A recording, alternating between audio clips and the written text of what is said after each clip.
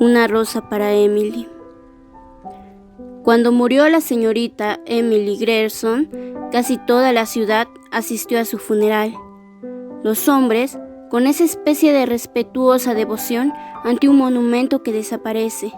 Las mujeres, en su mayoría, animadas de un sentimiento de curiosidad por ver por dentro la casa en la que nadie había entrado en los últimos 10 años, salvo un viejo sirviente que hacía de cocinero y jardinero a la vez. La casa era una construcción cuadrada, decorada con cúpulas, volutas, espirales y balcones en el pesado estilo del siglo XVII.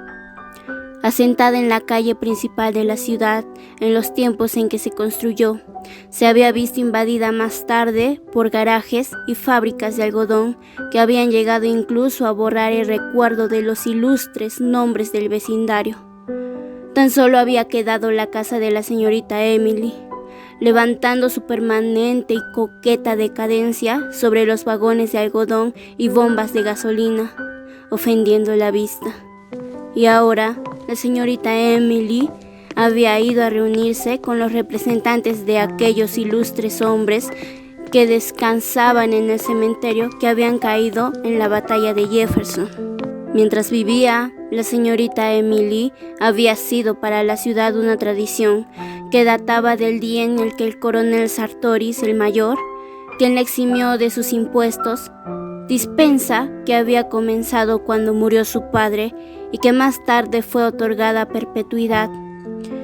Y no es que la señorita Emily fuera capaz de aceptar una caridad, pero el coronel Sartoris inventó un cuento, diciendo que el padre de la señorita Emily había hecho un préstamo a la ciudad y por eso no pagaba impuestos. Cuando la siguiente generación, con ideas más modernas, maduró y llegó a ser directora de la ciudad, aquel arreglo tropezó con algunas dificultades. Al comenzar el año, enviaron a la señorita Emily por correo el recibo de la contribución, pero no obtuvieron respuesta. Entonces le escribieron, citándola en el despacho del alguacil para un asunto que le interesaba. Una semana más tarde, el alcalde volvió a escribirle ofreciéndole ir a visitarla o enviarle su coche para que acudiera a la oficina con comodidad. Y recibió en respuesta una nota en papel de corte pasado de moda comunicándole que no salía jamás de su casa. Así pues, la nota de la contribución fue archivada sin más comentarios. Convocaron entonces una junta de regidores y fue designada una delegación para que fuera a visitarla. Allá fueron, en efecto, y llamaron a la puerta.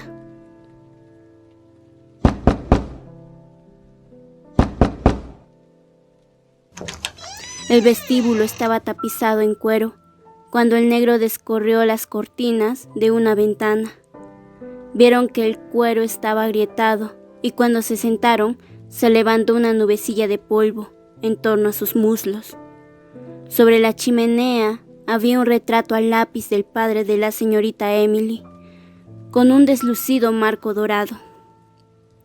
Todos se pusieron en pie cuando la señorita Emily entró. Una mujer pequeña, gruesa, vestida de negro, con una pesada cadena en torno al cuello que le descendía hasta la cintura y que se perdía en el cinturón.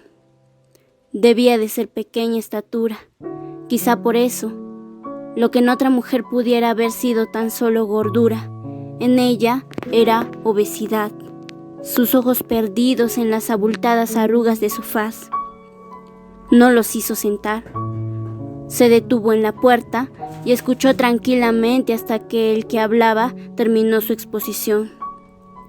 Pudieron oír entonces el tic-tac del reloj que pendía de su cadena, oculto en el cinturón. Su voz fue seca y fría. Yo no pago contribuciones en Jefferson. El coronel Sartoris me eximió. Pueden ustedes dirigirse al ayuntamiento y allí les informarán a su satisfacción. De allí venimos. Somos autoridades del ayuntamiento. ¿No ha recibido usted un comunicado del alguacil firmado por él? Sí, recibí un papel, contestó la señorita Emily. Quizá él se considera algo así. Yo no pago contribuciones en Jefferson.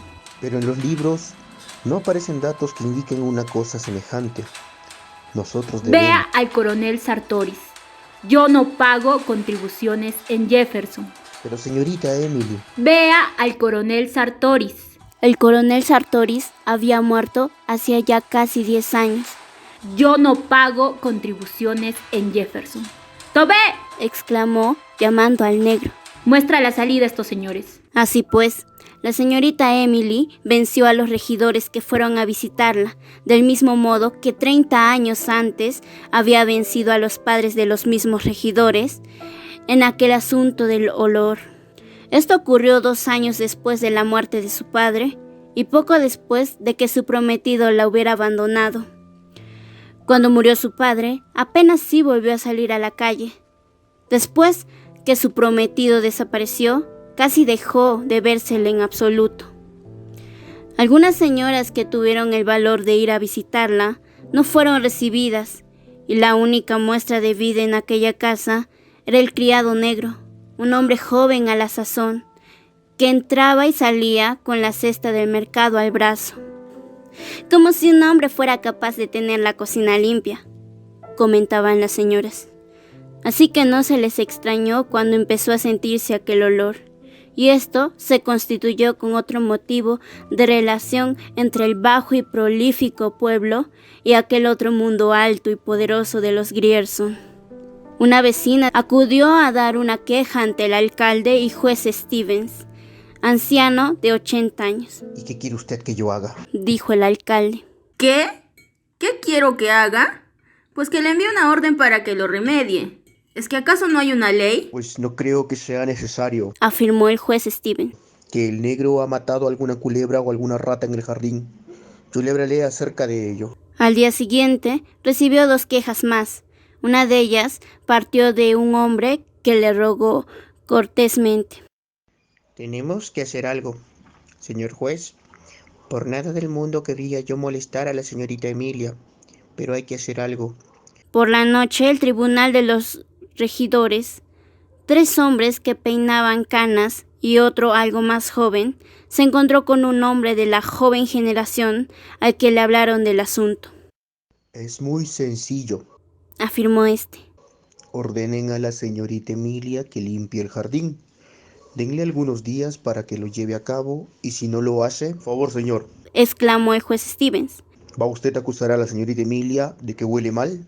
Al día siguiente, por la noche, después de las 12, 4 hombres cruzaron el césped de la finca de la señorita Emily y se deslizaron alrededor de la casa como ladrones nocturnos. Abrieron la puerta de la bodega y ahí esparcieron cal.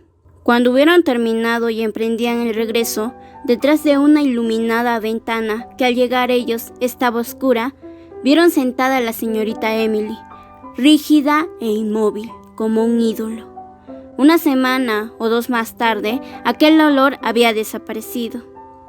Así fue como el pueblo empezó a sentir verdadera compasión por ella.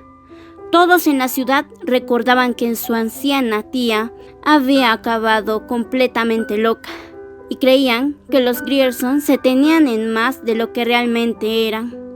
Ninguno de nuestros jóvenes casaderos era bastante bueno para la señorita Emily. Nos habíamos acostumbrado a representarnos a ella y a su padre como un cuadro. Al fondo, la esbelta figura de la señorita Emily, vestida de blanco en primer término, su padre dándole la espalda con un látigo en la mano y los dos enmarcados por la puerta de entrada a su mansión. Y así, cuando ella llegó a sus 30 años en estados de soltería, no solo nos sentíamos contentos por ello, sino que hasta experimentamos como un sentimiento de venganza. A pesar de la locura en esa familia, no hubieran faltado a la señorita Emily en ocasiones de matrimonio si hubiera querido aprovecharlas. Cuando murió su padre, se supo que a su hija solo le quedaba en propiedad la casa, y en cierto modo esto alegró a la gente. Al fin podían comprender a la señorita Emily. Ahora que se había quedado sola y empobrecida, sin duda se humanizaría. Al día siguiente de la muerte de su padre, los señores fueron a la casa a visitar a la señorita Emily y darle el pésame, como es costumbre. Ella, vestida como siempre y sin muestra de ninguna pena en el rostro, los puso en la puerta, diciéndoles que su padre no estaba muerto. En esa actitud se mantuvo 3 días, vistiéndola a los ministros de la iglesia y tratando a los doctores de persuadir de que los dejara entrar para disponer del cuerpo del difunto. Cuando ya estaban dispuestos a valerse de la fuerza y de la ley, la señorita Emily rompió en sollozos y entonces se apresuraron a enterrar al padre. No decimos que entonces estuviera loca, creímos que no tuvo más remedio que hacer esto, recordando a todos los jóvenes que su padre había desechado y sabiendo que no se le había quedado ninguna fortuna, remedio que agarrarse a los mismos que en otro tiempo había despreciado. La señorita Emily estuvo enferma mucho tiempo. Cuando la volvimos a ver, llevaba el cabello corto, lo que la hacía parecer más joven que una muchacha, con una vaga semejanza con esos ángeles que figuran en los vidrios de colores de las iglesias, de expresión a la vez trágica y serena. Por entonces, justamente, la ciudad acababa de firmar los contratos para pavimentar las calles, y en el verano siguiente a la muerte de su padre, empezaron los trabajos.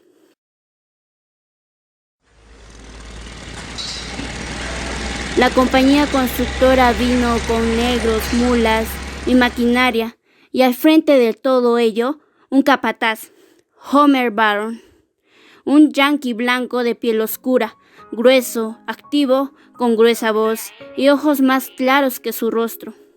Homer Barron conoció enseguida a todos los vecinos de la ciudad. Al poco tiempo, empezamos a verlo acompañado a la señorita Emily. En las tardes del domingo, paseando con la calesa de ruedas amarillas o en un par de caballos bayos de alquiler. Al principio todos nos sentíamos alegres de que la señorita Emily tuviera un interés en la vida, aunque todas las señoras decían: Una Grierson no puede pensar seriamente en unirse a un hombre del norte y capataz por añadidura. Había otros, y estos eran los más viejos, que afirmaban que ninguna pena, por grande que fuera, podría hacer olvidar a una verdadera señora aquello, de noblesse oblige. Claro, sin decir noblesse oblige, y exclamaba: ¡Pobre Emilia! Ya podían venir sus parientes a acompañarla. Pues la señorita Emily tenía familiares en Alabama, aunque ya hacía muchos años que su padre se había enemistado con ellos a causa de la vieja Lady Wyatt. Aquella se volvió loca y desde entonces se había roto toda relación entre ellos, de tal modo que ni siquiera habían venido al funeral. Pero lo mismo que la gente empezó a exclamar: ¡Pobre Emily!, ahora empezó a cuchichear: ¿pero tú crees que se trata de...? Pues claro que sí, ¿qué va a hacer si no? Y hablar de ello. Ponían sus manos cerca de la boca y cuando en los domingos por la tarde, desde detrás de las ventanas entornadas para evitar la entrada excesiva del sol, oían el vivo y ligero de los vallos en los que la pareja iba de paseo. Podía oírse a la señora exclamar una vez más, entre un rumor de sedas y santenes: ¡Pobre Emily! Por lo demás, la señorita Emily seguía llevando la cabeza alta, aunque todos creíamos que había motivos para que la llevara humillada. Parecía como si, más que nunca, reclamara el reconocimiento de su dignidad como última representante de los Grierson. Del mismo modo, se comportó cuando adquirió el arsénico, el veneno para las ratas. Esto ocurrió un año más tarde de cuando se empezó a decir «Pobre Emily», y mientras sus 2 primas vinieron a visitarla. Tenía entonces algo más de los 30 años y era aún una mujer esbelta, aunque algo más delgada del usual, con ojos fríos y altaneros. Necesito un veneno. ¿Cuál quiere, señorita Emily? ¿Es para las ratas? Yo le Quiero el más fuerte que tenga, interrumpió. No importa la clase. El droguero le enumeró varios. Pueden matar hasta un elefante, pero ¿qué es lo que usted desea? Quiero arsénico. ¿Es bueno? ¿Que si es bueno el arsénico? Sí, señora, pero ¿qué es lo que usted desea? Quiero arsénico. El droguero la miró de abajo arriba. Ella le sostuvo la mirada de arriba abajo, rígida, con la faz tenaz. Sí, claro, Respondió el hombre. si así lo desea, pero la ley ordena que hay que decir para qué se va a emplear. La señorita Emily continuaba mirándolo, ahora con la cabeza levantada, fijando sus ojos en los ojos del droguero hasta que éste desvió su mirada. Fue a buscar el arsénico y se lo empaquetó. El muchacho negro se hizo cargo del paquete. El droguero se metió en la trastienda y no volvió a salir. Cuando la señorita Emily abrió el paquete en su casa, vio que en la caja, bajo una calavera y unos huesos, estaba escrito: para las ratas. Al día siguiente, todos nos preguntábamos: ¿se irá a suicidar? Y pensábamos que era lo mejor que podía hacer. Cuando empezamos a verla con Homer Barron, pensamos: ¿se casará con él? Más tarde dijimos: quizás ella le convenga aún, pues Homer, que frecuentaba el trato de los hombres y se sabía que bebía bastante. Había dicho en el club que él no era un hombre de los que se casan. Y repetimos una vez más: pobre Emily. Desde atrás de las vidrieras, cuando aquella tarde de domingo la vimos pasar en la calesa, la señorita Emily con la cabeza erguida y Homer Barron con su sombrero de copa, un cigarro entre los dientes y las riendas y el látigo en las manos cubiertas con guantes amarillos. Fue entonces cuando las señoras empezaron a decir que aquello consistía en una desgracia para la ciudad y un mal ejemplo para la juventud. Los hombres no quisieron tomar parte en aquel asunto, pero al fin las damas convencieron al ministro de las Bautistas de que fuera a visitarla. Nunca se supo lo que ocurrió en aquella entrevista, pero en adelante el clérigo no quiso volver a oír nada acerca de una nueva visita. El domingo que siguió a la visita del ministro, la pareja cabalgó de nuevo por las calles y al día siguiente la esposa del ministro escribió a los parientes de la señorita Emily que tenía en Alabama. De este modo, tuvo a sus parientes bajo su techo y todos nos pusimos a observar lo que pudiera ocurrir. Al principio no ocurrió nada y empezamos a creer que al fin iban a casarse. Supimos que la señorita Emily había estado en casa del joyero y había encargado un juego de tocador para hombre, con las iniciales HB. 2 días más tarde, nos enteramos de que había encargado un equipo completo de trajes de hombre, incluyendo la camisa de noche, y nos dijimos: van a casarse. Y nos sentimos realmente contentos, y nos alegrábamos más aún porque los 2 parientes de la señorita Emily que tenía en casa eran todavía más Grierson de lo que la señorita Emily lo había sido. Así pues, no nos sorprendimos mucho cuando Homer Barron se fue, pues la pavimentación de las calles ya se había terminado hacía tiempo. Nos sentimos en verdad algo desilusionados de que no hubiera habido una notificación pública, pero creímos que iba a arreglar sus asuntos o que quizá trataba de facilitarle a ella el que pudiera verse libre de sus primas. Por este tiempo hubo una verdadera intriga y todos fuimos aliados de la señorita Emily para ayudarla a desembarazarse de sus primas.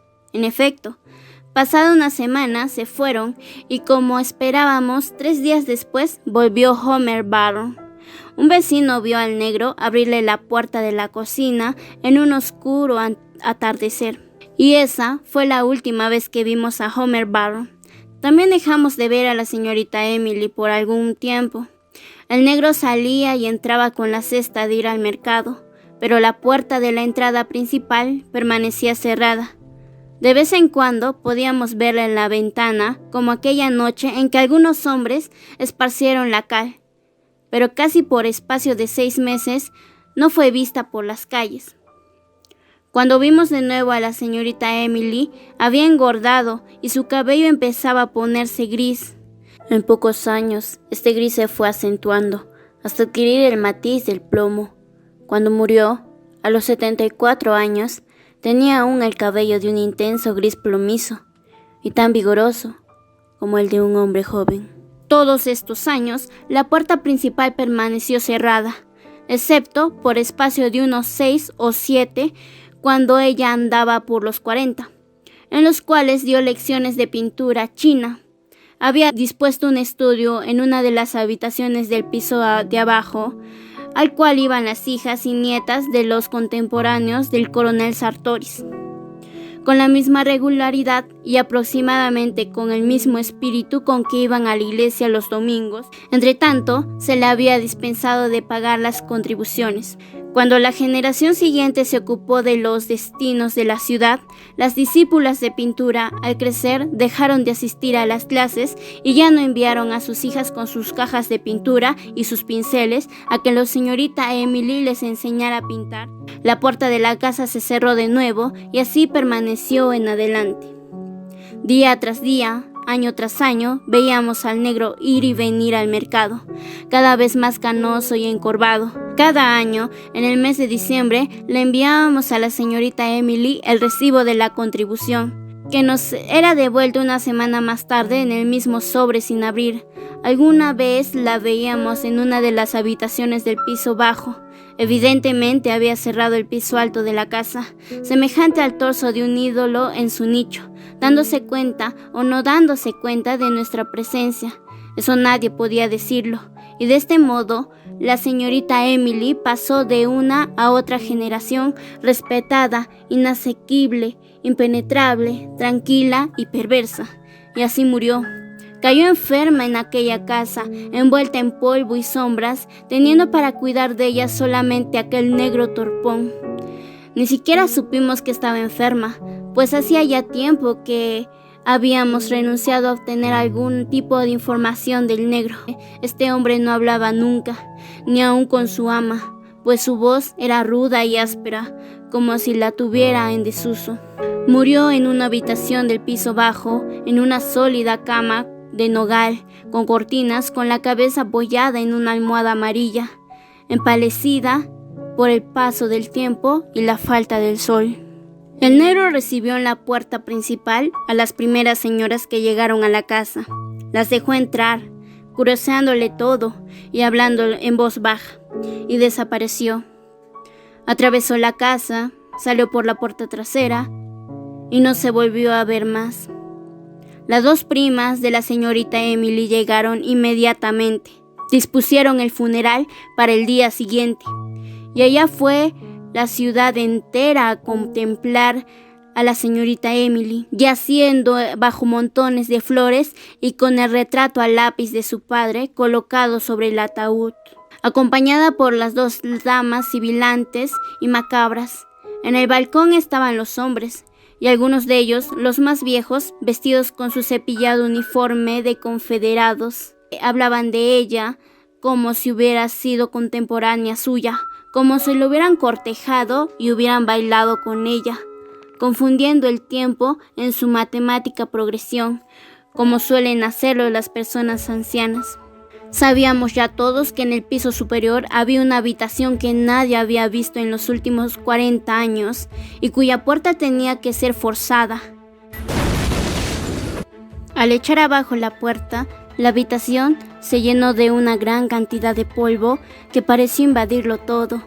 En esa habitación, preparada y adornada como para una boda, por doquiera parecía sentirse como una tenue y acre atmósfera de tumba.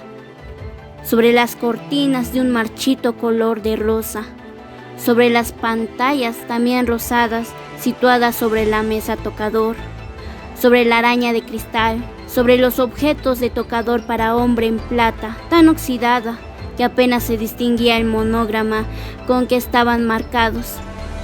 Entre estos objetos aparecía un cuello y una corbata, como si se hubieran acabado de quitar, y así abandonados sobre el tocador.